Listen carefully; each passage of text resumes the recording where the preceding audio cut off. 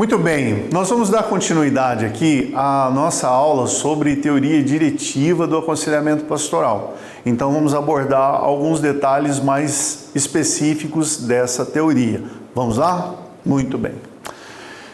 Conceito unitário do organismo e ambiente. O que significa? Não se deve subtrair o indivíduo do seu meio onde vive. Outra coisa, a importância das forças do campo social sobre o indivíduo, a influência do ambiente e do grupo social no indivíduo com base de suas percepções, sentimentos, emoções e ações, tanto quanto sua própria constituição mental. O grupo social a que ele pertence transmite ao indivíduo características próprias. Isso significa o quê? Que a teoria diretiva faz com que você conheça,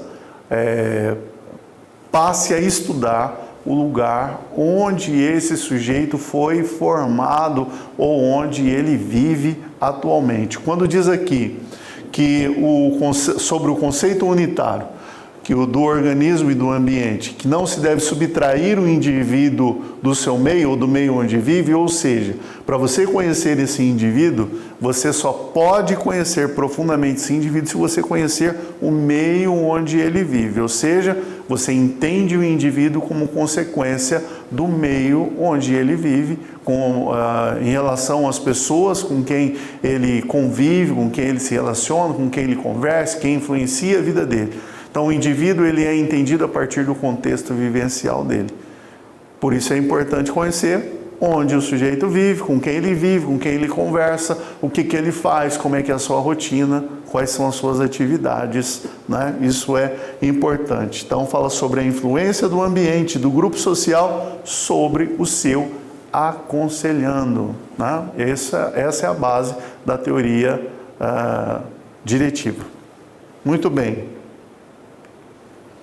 O conselheiro diretivo desenvolve junto ao aconselhando um processo educativo e sua tarefa primordial é ensinar os meios para compreender a si mesmo e se modificar, bem como a todo o seu contexto social e a sua importância. Então, quando falou lá na aula anterior sobre a reeducação, o que isso significa? Você vai trazer a consciência do seu aconselhando como que aquele meio influencia na vida dele e como ele está reagindo à influência daquele meio.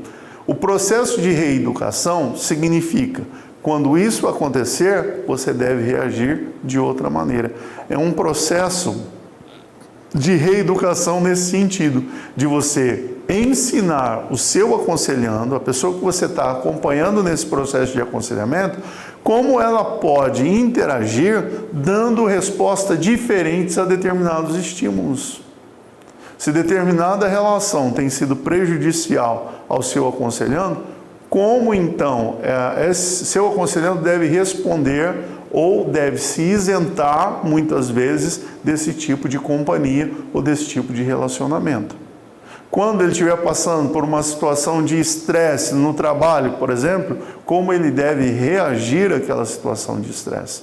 Isso significa que você está colaborando para que o seu aconselhando tenha decisões ou tenha reações diferentes em relação a determinadas situações que ele vivencia no seu dia a dia. Entendeu? Ou seja, você está influenciando e você está dirigindo o seu aconselhando como ele deve reagir, como ele deve falar, como ele deve interagir com o meio onde ele vive e com as pessoas com quem ele se relaciona. O objetivo do conselheiro é auxiliar o aconselhando a buscar uma maturidade do sujeito em seus relacionamentos comportamentais, ou seja, você vai capacitar de uma maneira bem enfática como em cada situação, como o seu aconselhando deve reagir, o que deve falar, como ele deve pensar, como ele deve interagir com as pessoas. Assim, a gente termina aqui essa aula super importante dessa abordagem muito praticada pela maioria das igrejas, pela maioria dos conselheiros, né? Qual é o grande perigo? Volta a chamar a sua atenção. É você começar a tomar decisões pelo seu aconselhando. Mas essa estratégia de ação é super importante, porque leva em consideração algo que particularmente eu entendo que realmente é importante, você conhecer o meio, você conhecer aonde vive o seu aconselhando, ou seja, a pessoa que está conversando com você. Quais são as pessoas que influenciam a vida dela? É importante você saber como ela se relaciona com seus pais, como ela se relaciona com a sua família, se ela é casada ou não, qual é a idade dela, se ela tem filhos, né, onde ela trabalha. E às vezes é importante saber qual o nível social que a pessoa tem, para que você possa observar tudo isso, né? Para que você possa entender qual o círculo de amizade que cerca essa pessoa, né? Saber onde ela mora. Isso tudo são importantes, são informações necessárias para que você possa começar a compreender a vida do seu aconselhando, para entender quais são os problemas que afligem a alma dessa pessoa a quem você está atendendo. Isso tudo resolve? Claro que não. Existe ainda um trabalho que precisa ser feito, um trabalho que é necessário ser feito de aprofundamento, de conhecimento ainda muito mais aprofundado. Mas é o começo e vale muito a pena. Um grande abraço, espero você para a nossa próxima aula. Até lá!